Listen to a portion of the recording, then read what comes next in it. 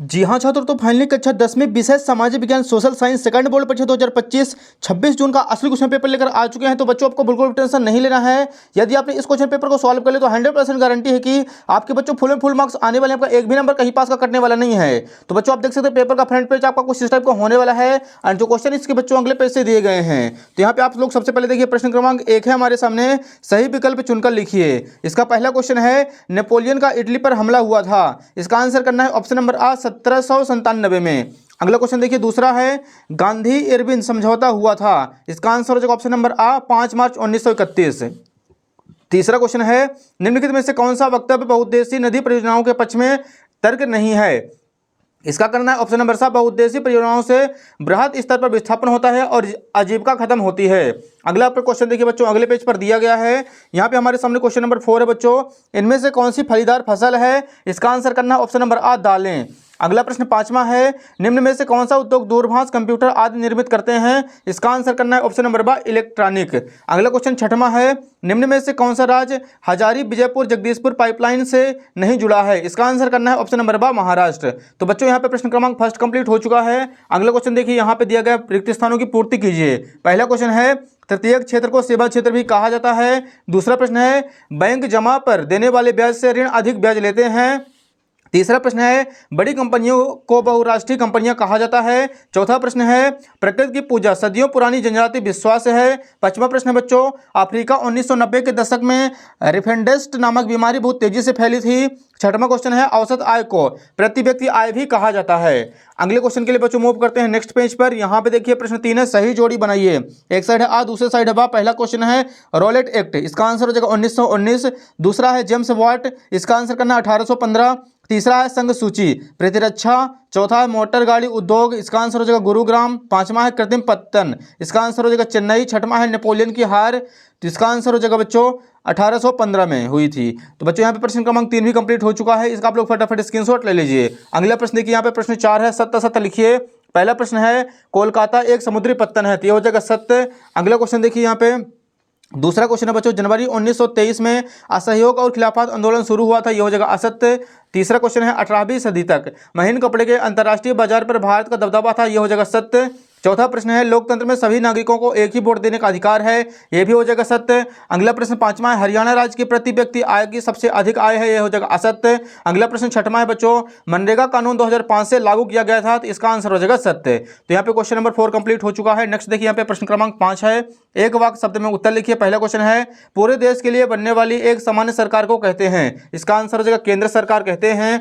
अगला क्वेश्चन बच्चों अगले पेज पर है। यहाँ पे देखिए क्वेश्चन नंबर 2 है नागरिकों की गरिमा तथा स्वतंत्रता को बनाए रखने के लिए कौन सी शासन प्रणाली उत्तम है, इसका आंसर हो जाएगा लोकतांत्रिक। तीसरा क्वेश्चन है वह शासन व्यवस्था जिसमें एक ही समय में 2 या 2 से अधिक सहयोगी राजनीतिक दलों द्वारा गठित सरकार क्या बनाती है, तो इसका आंसर हो जाएगा गठबंधन सरकार। अगला क्वेश्चन नंबर 4 है उस प्रक्रिया को क्या कहते हैं जिसमें लोग ग्रामीण क्षेत्रों से शहर की ओर पलायन करते हैं, इसका आंसर हो जाएगा आंतरिक प्रवास। पांचवा क्वेश्चन है बच्चों सामाजिक विभाजनों का प्रमुख आधार क्या है, इसका आंसर हो जाएगा सामाजिक एवं सांस्कृतिक विविधता। छठवां क्वेश्चन है किन्हीं 2 देशों के नाम बताइए जहां मजबूत लोकतंत्र है, इसका आंसर हो जाएगा बच्चों भारत और जर्मनी का जो लोकतंत्र है मजबूत है। तो बच्चों यहाँ पे अपने ऑब्जेक्टिव टाइप सारे के सारे क्वेश्चन कंप्लीट हो चुके हैं। नेक्स्ट देखिए क्वेश्चन नंबर 6वां है भारत देश का कितने प्रतिशत व्यापार समुद्रों से होता है। ये लीजिए बच्चों 6वें का आंसर यहाँ पे सबसे पहले आपको लिखना है उत्तर क्रमांक 6। भारत देश का 95% व्यापार मुद्रा रूप से 68% समुद्रों द्वारा ही होता है। अगला क्वेश्चन देखिए अगले पेज पर। यहाँ पे हमारे सामने क्वेश्चन नंबर 7 है बच्चों रेशम मार्ग से किन किन वस्तुओं का व्यापार होता था लिखिए। ये लीजिए बच्चों 7वें का आंसर रेशम मार्ग से रेशम मसाले चाय हाथी दांत कपास ऊन कीमती वस्तुएं धातुएं आदि का व्यापार होता था।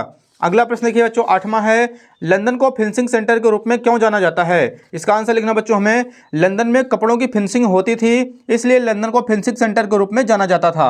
अगला क्वेश्चन देखिए बच्चों 9वां है हमारे सामने मुद्रण तकनीकी सबसे पहले किस देश में शुरू हुई थी, इसका आंसर आप लोग यहाँ पे देख सकते हैं मुद्रण तकनीकी सबसे पहले चीन देश में विकसित की गई थी। तो हो जाएगा बच्चों क्वेश्चन नंबर 9 का आंसर। अगले क्वेश्चन के लिए मूव करते हैं बच्चों अगले पेज पर।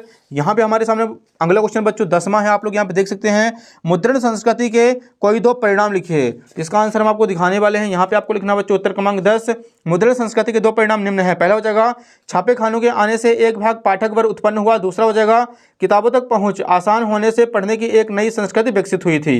अगला क्वेश्चन देखिए 11 नंबर है द्वितीयक क्षेत्र की कोई 2 विशेषताएं लिखिए, तो इसका आंसर आप लोग यहाँ पे देख सकते हैं द्वितीयक क्षेत्र की विशेषताएं निम्न है। पहला हो जाएगा लोहे से मशीन बनाना, दूसरा हो जाएगा कपास से कपड़ा बनाना। अगला प्रश्न 12 है, बहुराष्ट्रीय कंपनियां कहाँ स्थापित की जाती हैं? तो इसका आंसर लिखना है हमें, बहुराष्ट्रीय कंपनियों के नाम निम्न हैं, टाटा मोटर्स और इंडोफिस। अगला प्रश्न देखिए 13 नंबर अगले पेज पर दिया गया है बच्चों, यहाँ पे हमारे सामने है जैव संसाधनों के नाम लिखिए। इसका आंसर यहाँ पे देखिए लिखना में, जैव संसाधनों के नाम निम्न है, पहला हो जाएगा मनुष्य, वनस्पति, मछलियाँ, पशुधन आदि। अगला प्रश्न देखिए बच्चों 14 नंबर है, जलोढ़ मिट्टी की कोई दो विशेषताएं लिखिए। तो इसका आंसर आप लोग यहाँ पे देख सकते हैं, इस मिट्टी में विभिन्न मात्रा में रेत, गाद आदि मिली होती है, यह मृदा सबसे अधिक उपजाऊ होती है। अगला क्वेश्चन नंबर 15 है बच्चों, झूमिंग कृषि को किस नाम से जाना जाता है? तो यहाँ पे लिखना है, उत्तर पूर्वी राज्यों में इसे झूम कहा जाता है, मणिपुर में पामालू और छत्तीसगढ़ के बस्तर जिले और अंडमान निकोबार द्वीप समूह में दीपा कहा जाता है। अगला क्वेश्चन देखिए बच्चों अगले पेज पर दिया गया है, यहाँ पे हमारे सामने बच्चों क्वेश्चन नंबर 16 है, विनिर्माण उद्योग के कोई दो महत्व बताइए। इसका आंसर यहाँ पे देखिए लिखेंगे, विनिर्माण उद्योग के दो महत्व निम्न है, पहला हो जाएगा उद्योगों के विकास से उत्पादन में वृद्धि होती है, रोजगार के साधनों में वृद्धि होती है। अगला क्वेश्चन नंबर 17 का आपको अथवा करना है, विश्व की सबसे लंबी राजमार्ग सुरंग कहाँ स्थित है लिखिए। इसका आंसर लिखना हमें, सन 1953 में वायु परिवहन का राष्ट्रीयकरण किया गया था। एयर इंडिया घरेलू और अंतर्राष्ट्रीय दोनों प्रकार की वायु सेवाएं प्रदान करती है, हो जाएगा 17 का अथवा। अगला प्रश्न की बच्चों 18 नंबर है, भारत में वैश्वीकरण का प्रभाव लिखिए। इसका आंसर आप लोग यहाँ पे देख सकते हैं, पहले लिखना हमें, रिजर्व बैंक के प्रमुख 3 कार्य निम्न है, पहला हो जाएगा यह देश की बैंकिंग प्रणाली को व्यवस्थित करता है, दूसरा लिखना है इसका कार्य देश की साख एवं बैंकिंग प्रणाली पर नियंत्रण करना होता है, तीसरा पॉइंट भारत में रिजर्व बैंक ऑफ इंडिया केंद्रीय सरकार के रूप में कार्य करता है। तो ये जगह बच्चों क्वेश्चन नंबर 18 का आंसर आप लोग इसका अथवा देख सकते हैं। अगला क्वेश्चन देखिए बच्चों 19 नंबर है, आरक्षित वन और रक्षित वन में अंतर लिखिए। तो यहाँ पे देखिए क्वेश्चन नंबर 19 का लिखना है, आरक्षित वन और रक्षित वन। पहला पॉइंट लिखना है, आरक्षित वन अधिक मूल्यवान होते हैं, रक्षित वन कम मूल्यवान होते हैं। दूसरा पॉइंट हो जाएगा, आरक्षित वन कुल क्षेत्र का आधा भाग आरक्षित वनों के लिए निर्धारित किया गया है, कुल वन क्षेत्र का 1/3 भाग रक्षित वनों के लिए घोषित किया गया है। तीसरा पॉइंट, ये वन जम्मू कश्मीर, केरल, महाराष्ट्र आदि राज्यों में पाए जाते हैं, ये वन अधिकतर बिहार, पंजाब, हरियाणा, हिमाचल प्रदेश आदि राज्यों में पाए जाते हैं। तो हो जाएगा बच्चों क्वेश्चन नंबर 19 का आंसर, इसका आप लोग स्क्रीनशॉट ले लीजिए। अगला प्रश्न देखिए बच्चों 20 नंबर हमारे सामने यहाँ पे दिया गया है, संघीय व्यवस्था की कोई 3 विशेषताएं लिखिए। ये जी बच्चों 20 का आंसर लिखेंगे, पहला हो जाएगा संघीय शासन व्यवस्था में 2 स्तरों पर सरकार का गठन होता है, पहला हो जाएगा केंद्र सरकार, दूसरा हो जाएगा राज्य सरकार। दूसरा पॉइंट लिखना है, संघीय शासन व्यवस्था में संविधान को सर्वोच्च अधिकार दिया गया है। तीसरा पॉइंट, संविधान के अनुसार केंद्र सरकार और राज्य सरकार के कार्यों को बांटा गया है।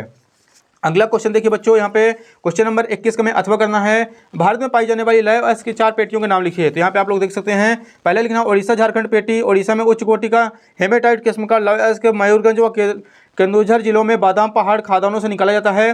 दूसरा लिखना है दुर्ग बस्तर चंद्रपुर पेटी, यह पेटी महाराष्ट्र और छत्तीसगढ़ राज्यों में पाई जाती है। तीसरा लिखना है महाराष्ट्र गोवा पेटी, यह पेटी गोवा तथा महाराष्ट्र राज्य के रत्नागिरी जिले में स्थित है, मारमागांव पत्तन से इसका निर्यात किया जाता है।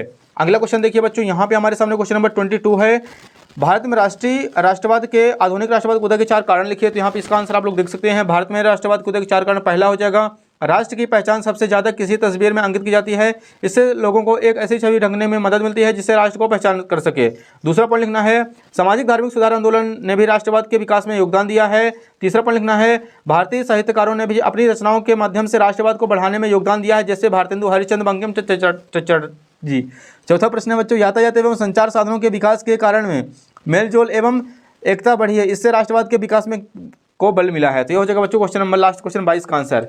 तो बच्चों उम्मीद है कि आपको वीडियो पसंद आई, वीडियो को लाइक कीजिए, चैनल को सब्सक्राइब कर लीजिए, क्योंकि बाकी आपके सारे विषय के असली क्वेश्चन पेपर बच्चों इसी यूट्यूब चैनल पर मिलने वाले हैं।